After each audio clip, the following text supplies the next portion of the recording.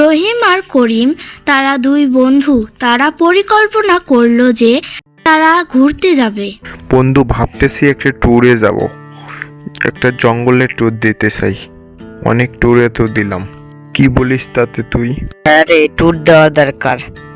অনেক দিন থেকে ট্যুরে যাই না, একটা ট্যুর দেওয়া দরকার। এবার ট্যুরটা সুন্দর হবে। এবার একটা জঙ্গলের ট্যুর দেব, জঙ্গলে ঘুরে আসবো। হ্যাঁ, জঙ্গলের মধ্যেই ট্যুর দেব এবং আমরা দুই বন্ধুই যাব শুধু, আর কাউকে ডাকবো না। তারপর তারা ঘুরতে যাওয়ার জন্য বেরিয়ে পড়ে। দুই বন্ধু হাঁটতে শুরু করে এবং বন ঘুরে দেখে।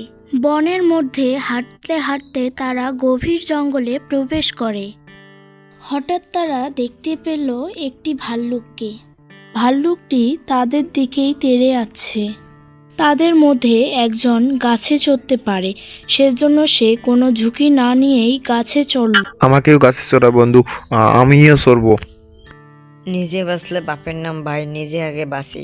অন্য বন্ধুটি গাছে চড়তে পারত না, সেজন্য সে মাটিতে শুয়ে পড়ে নিঃশ্বাস বন্ধ করে থাকে এবং মৃত মানুষের ভান করে, কারণ সে জানতো মৃত মানুষকে ভাল্লুক কখনো খায় না এবং আক্রমণ করে না।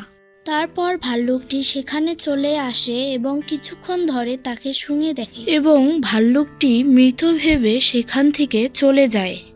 ভাল্লুকটি চলে যাওয়ার পর তার বন্ধু গাছ থেকে নামে। বন্ধু, ভাল্লুকটা তোর কানে কানে কি জানি বলল। ভাল্লুকটি আমায় বলল, বিপদে যে বন্ধু একা ফেলে চলে যায় সে কখনো প্রকৃত বন্ধু হতে পারে না। বন্ধুরা, এই গল্প থেকে আমরা কি শিখতে পারলাম? বিপদে যে বন্ধু পাশে থাকে সেই হলো প্রকৃত বন্ধু। বন্ধুরা, গল্পটি ভালো লাগলে লাইক, কমেন্ট করুন এবং আমাদের চ্যানেলটি সাবস্ক্রাইব করুন। ধন্যবাদ।